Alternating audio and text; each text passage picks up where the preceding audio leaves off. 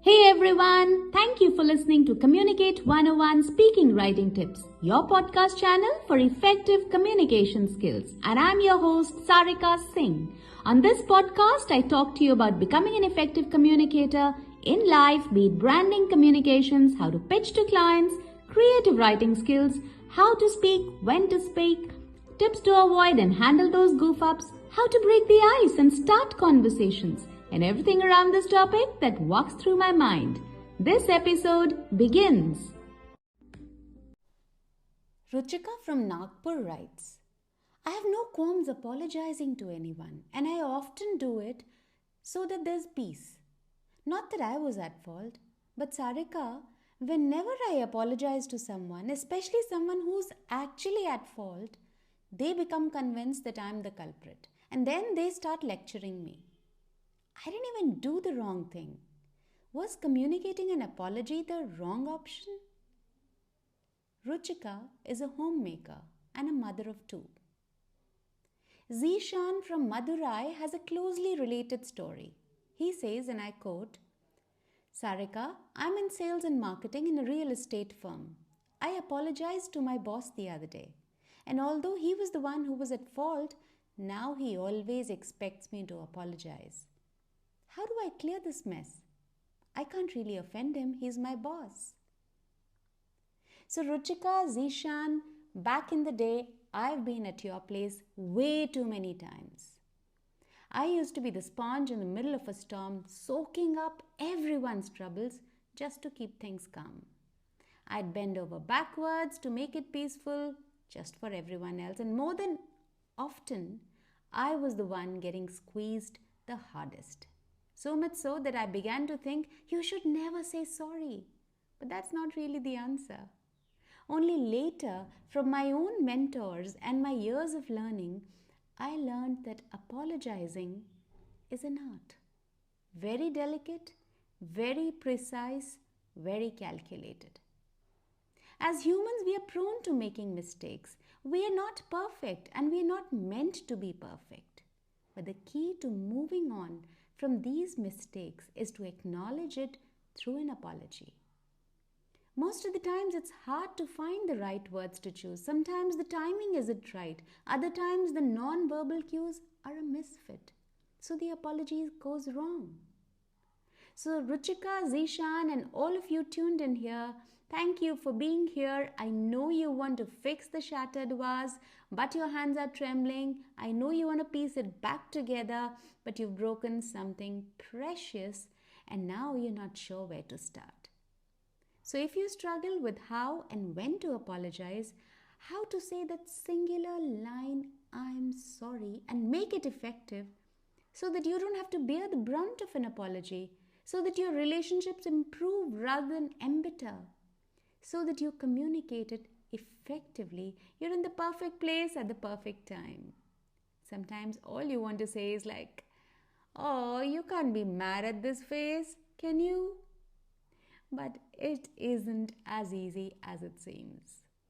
I'm here to guide you through this delicate skill. Let me help you make those apologies work for you. And of course, mastering it, just like everything else, calls for practice. So keep learning, keep applying and practicing whatever you learn. When was the last time you said sorry? Can you remember or no?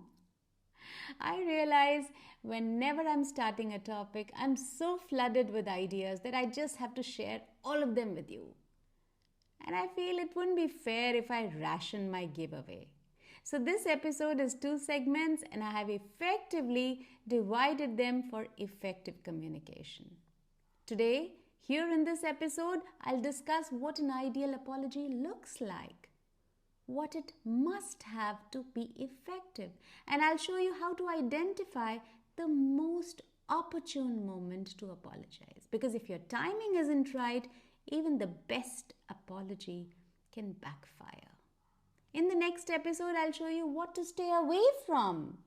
Yes, you heard it right. I'll show you what you can do wrong, how you can unintentionally give a bad apology and make it counterproductive.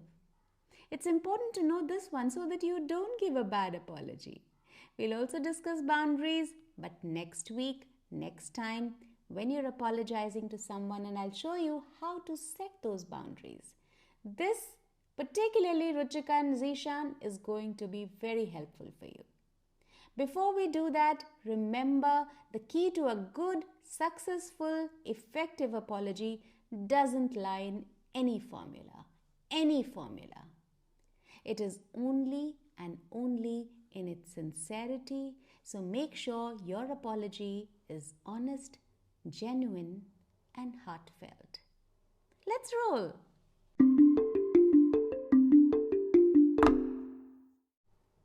It was a Monday night, the August of 1998. After 7 months of denials, the then President of the United States, Bill Clinton, delivered a speech admitting to a sexual affair with Monica Lewinsky. Sounding stony and at some points defiant, Clinton called his behavior wrong and said it constituted a personal failure, these were his words, for which he was solely responsible. Precise words, carefully chosen, carefully scripted. I misled people, including even my wife, he said. I deeply regret that. It was one of the most famous apologies in modern American history, and it was well delivered, well scripted, and well received. So what is an apology? An apology is just a social transaction, one that involves a massive exchange of power. Exchange of power? To do what? To rebuild the lost trust, to restore the harmony. When somebody is mad at you, your brain switches into a defense mode. You hate everything, something like a turtle retreating into its shell. You start convincing yourself that you are totally innocent, you didn't do anything wrong, you might even try to pin the blame on someone else. Come up with a bunch of excuses and focus on all the stuff that made you act the way you did. And when you weave this whole web of reasons to justify yourself, just to avoid admitting that you messed up, you are being normal. There's nothing unusual about it. It's very human. But now, today, we want to learn how to make it good, how to say I'm sorry, and how to say it effectively. To understand this, we'll break it down into a simple recipe. It is a recipe that you can use in all sorts of mess-ups, whether you accidentally bump into someone in a busy place or say something that really hurts your best friend's feelings. To know how to effectively apologize, we'll dissect it and understand the 3 key components of a good apology. So the requirement number 1 that is mandatory in any apology is the acceptance. When you apologize, you must accept your responsibility. Take ownership of your mistake. Be accountable for the goof up, for the mess that you created. And to accept it is very simple. You just say it with the magic words. You actually use the phrase, I am sorry, or I apologize. Just saying the words, I'm sorry or I apologize is non-negotiable in any decent apology, however big, however small. You need to accept. You need to accept responsibility. And that responsibility, acceptance, that accountability has no conditional. There is no phrase like if attached. Suppose you say, I'm sorry I hurt you. I'm sorry it didn't work out. That's fair. Suppose you say, I'm sorry that you don't feel like I lived up to your expectations, or I'm sorry if this upset you. What do you mean? I'm sorry if this upset you? Why put the condition? There are no ifs when you apologize. You have to accept, you have to take responsibility, you have to take ownership. There are no 2 ways about it. Period. Now that you've taken ownership, you've accepted the mistake for which you're apologizing, it's time to at the second component, which means to act. It's time for action. You need to demonstrate that you actually understand. You actually understand what you did and how it affected the other person, how it was harmful or how it was hurtful. As a part of the action, you're also showing what action you're doing, how you're going to fix it. For example, if you broke something, offer to fix it. If you lost something, offer to get it. If you neglected a friend, offer to spend time. But act. Take the necessary action. Show that you understand and show that you're going to take this action to make it better. You've accepted. You're acting on it. But you still need to build that trust. And how will that come? That will come with the third and a very significant part of an effective apology, which is a promise, an assurance, a promise that you won't repeat it. You have to make the other person to whom you're giving the apology, make him believe you, trust you all over again. And believe you me, it's more difficult than ever before. Building is easy, rebuilding is way more difficult. So without giving excuses, without giving explanations of what you did, why you did it, forget about that. Ensure that this situation does not happen again. Make a promise. It's not enough to say, I'm taking responsibilities for my action. How will you take responsibility? In your apology, add a statement like, I forgot our anniversary. I promise I'm going to set a reminder on my phone next time. If you've used some inappropriate words, you can say something like, I won't use that language anymore. I promise you that. If you need some external help, if you can't handle it yourself, go ahead and say, I'm going to therapy. So acceptance, action, and assurance, the three mandatory elements of an effective apology, are a no-go. You can't miss them, you can't neglect them, you can't avoid any of these.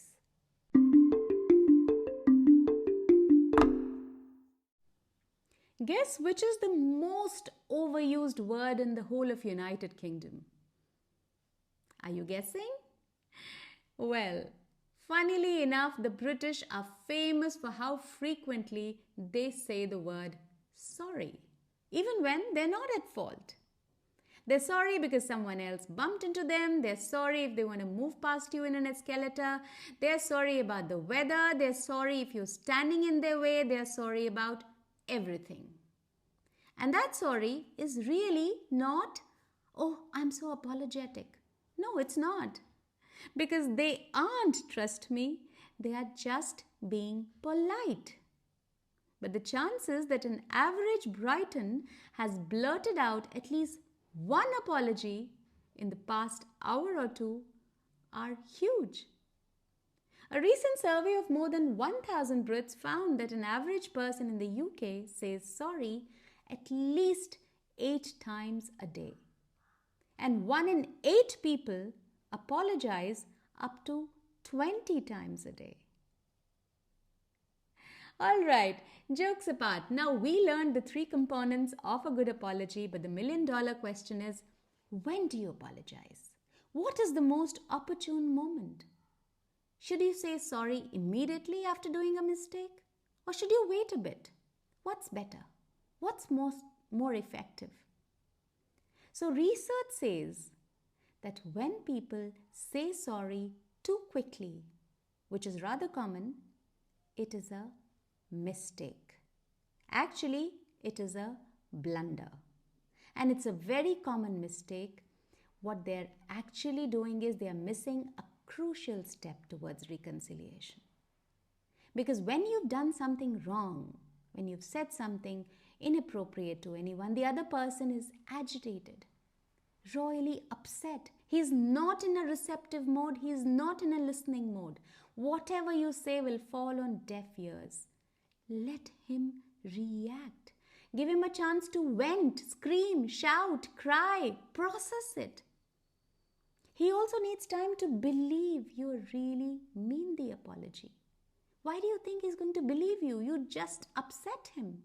You just caused him pain. Give him time.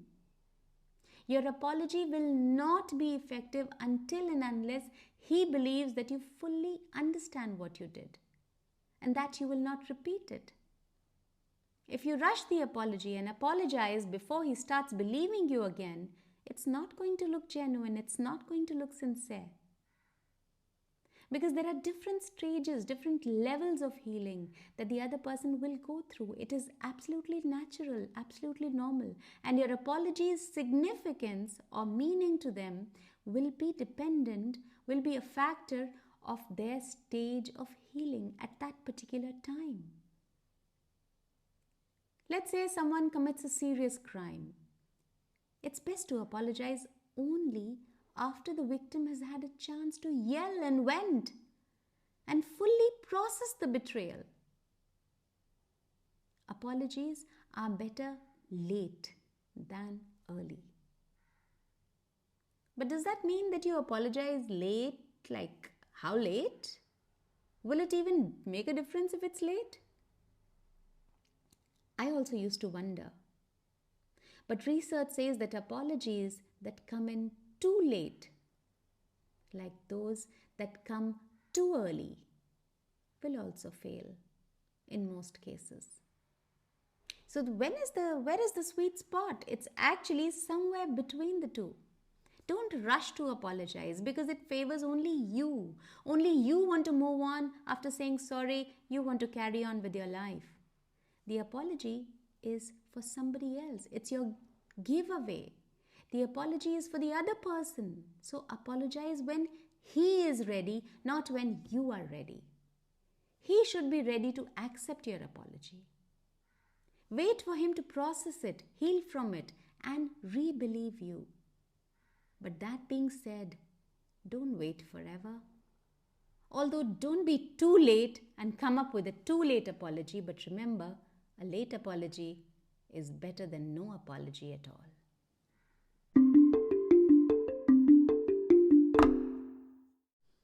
So, like I promised, I shared the recipe of a good apology. I also showed you the most opportune time for a good apology. Both these factors are extremely important to make an apology super effective. So make sure you remember these when you say those magic words. I'm sorry. Try and recall the last time you apologized to someone. Did your apology have all these elements? Was something missing from the recipe? You forgot the condiments? Or did you miss something? Did you say it at the right time? Did it go right? Or was it a useless or bad apology? Share with me, comment on this pod, or shoot me an email at info@sarikasingh.in. If you like what you heard, do give a thumbs up and follow me on communication_coaching on Insta for more tips and tricks on communication skills. Next week, as promised, in the next episode, I'll show you what to stay away from when you apologize. Think of it like learning to avoid those potholes on a road trip. Yeah, you heard it right. I'm going to point out the pitfalls of bad apologies. Why? Why is it important? So that you steer clear of them. Even if you accidentally stumble on them, you know how to handle it. It's extremely crucial to know this. Next week, we'll also dive into settling boundaries when apologizing to someone. And I'll show you how to establish these boundaries effectively.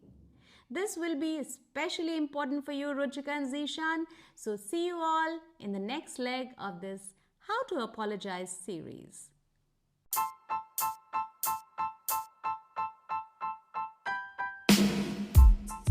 Thank you for listening to this episode of Communicate 101 Speaking Writing Tips with Sarika Singh. If you want to be notified of upcoming episodes, be sure to hit the subscribe button and follow the podcast. I'll be back to share more stories, more life experiences, and more communication tips every Friday. If you want to reach me or connect with me, just put your comments in the comment box below or mail me at info@sarikasingh.in. I know you're going to rate and review this podcast, so a big thank you in advance. Stay tuned and think about what we talked today.